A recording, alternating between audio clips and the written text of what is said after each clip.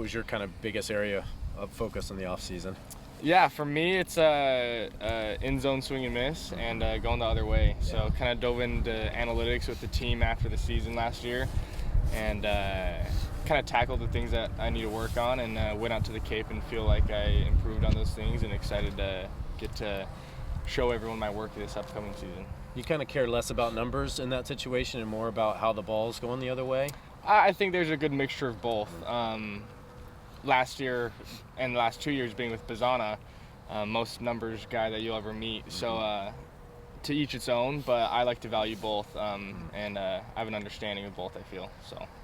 What was the biggest takeaway from the Cape? Yeah, I just say just showing up every day and being able to compete. It's like 40 games straight. Maybe one day off a week if you get that one day off if it wasn't rained out. And every single guy was a stud that you were facing. So showing up and giving it your best effort no matter how you're feeling is kind of a skill I've learned through my 2 years in the Cape Cod. So, yeah. How nice has the new facility been for you guys? The new facility has been an absolute game changer. From the quality of work we can put in and like the efficiency of it, our practices are much more valuable, and our time here gets spent in a much better way. So, I love it, and it's a game changer for us. So. The expectations of this team this season? I think it's same as every year. Omaha or bust. So that's kind of where I've been at since the day I've gotten here. So. What gives you confidence or belief that you guys can do that? I think just the group of guys we have this year. I think I've been here for this will be my third year, and kind of seen different personality traits come through this program, and I think this group of guys and we all get along really well, and there's no outlandish personalities or no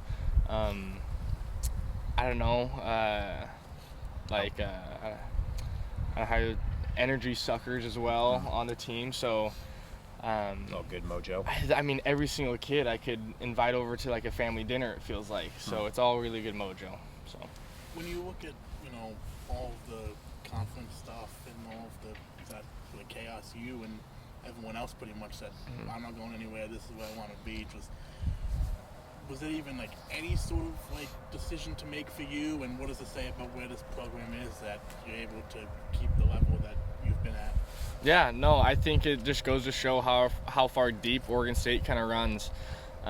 For me, I kind of value the relationship side of it more than anything. And the other kids do.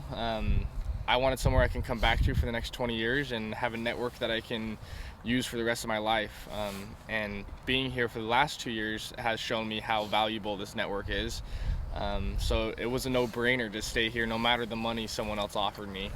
The money is here realistically. So we just talked to Dax. What kind of has impressed you most about him during your kind of few live ABs with him? Yeah, I'd say his personality kind of fits the role of someone that's going to play baseball for a long time. There's highs and lows in this game, and I think he's ready for it. Just like, hey, baseball's what I do, not who I am. So I think he's really bought into that. So that's what's impressed me the most. Everyone we've talked to has raved about Dallas so far. Just kind of, what have you seen from him as development from last year into this year? And he's taking a big jump up the MLB Top 100. Yeah. I'm curious what you've seen. Yeah, Dallas is my roommate, so love the kid to death. Started taking out the trash this year, so that was big. That's a big step. That's what got him started. But no, that kid is a workaholic. Like, he is nonstop in here, takes an obscene amount of swings. His body holds up and always making little adjustments. So, I mean, it's no surprise to me. It's like, I saw him on the MLB Top 100 list, and I was like, yeah, of course he's going to be on there. But the jumps he's made, I expect him to continue making those jumps throughout the season as well. He's kind of working on going the other way too. Do you guys talk about, do you share ideas in that, or is that more of a personal journey? Yeah, a little bit for sure. He's really trying to tap into some power as well. So we've kind of bounced ideas off of each other, but I mean, we're completely kind of different swings and hitters, and movers. I'm much more of like a loose kind of swing, where he's more of a compact kind of tight short swing. So it's a little bit challenging in that sense, but we're always bouncing ideas off at the house. So Is he still switch hitting? no, he's just Okay. left side only. Gotcha. Yep. This is going to be a different sort of year. Mm-hmm. What's the attitude in the clubhouse about just a different sort of season than you've had the last couple of years? Yeah, I don't necessarily think anyone's worried about it. I think the only thing that kind of gets brought up is that we're on the road a lot, but for me, I don't think anyone is showing too much emotion towards that. It's just like we got to do what we got to do, and we got to show up on a day-to-day basis to go out there and compete. So nothing's really changed for us. So How many ducks did you get that one day? I think I had 15 on my 15? sling that day. So How long were you out there? I was me, Wilson Weber, Chase Reynolds, and Ethan Kleinschmidt went out that morning, and Hank said we can bring any prop we want in to take pictures with. So it's Hank's fault. He said any prop. Yeah. But yeah, 15. I was like, why not bring him in? Yeah. It'd be kind of funny. So what are you? How are you posing? You just holding them? Like what? Yeah, so I had a strap and I kind of held them out. I have a picture. I haven't posted it yet.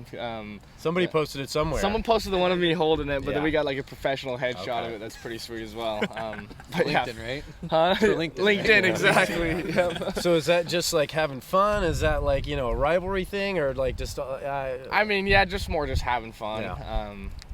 I mean, obviously there's that rivalry thing and the fans love it, but Yeah. I mean, no harsh Yeah. hate towards them or Yeah, anything yeah. like that. Just the situation worked out perfectly where we were literally duck hunting that morning and he texted, hey, bring in any prop you want. We kind of looked at each other in the blind and we're like, yeah, we're bringing this in today. So Where did you guys go? Chase Reynolds had a spot 20 minutes north from here. So Apparently, it's just a gold mine. I mean, 15 is that rare? Is that a lot? I mean, around here you hit it on the right day in the Yeah. right spot. I mean, you can get 25. I feel like I've had a lot of good duck hunts this Yeah. fall and year. So What do you do with them? Do you cook them or yeah, what? cook them. Okay. I eat them all. So the house and teammates we all love them. Okay, So yeah.